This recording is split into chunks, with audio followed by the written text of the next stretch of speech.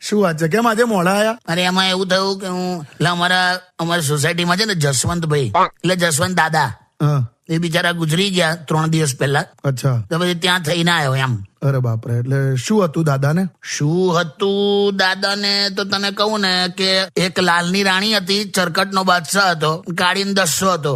જીત કરીને છેલ્લે સુધી શો ના કર્યો તો પેક થઈ ગયા. એટલે જુગારિયા હતા? તારે લા યાર. આખું ફેમિલી એવું ચલા. એમ?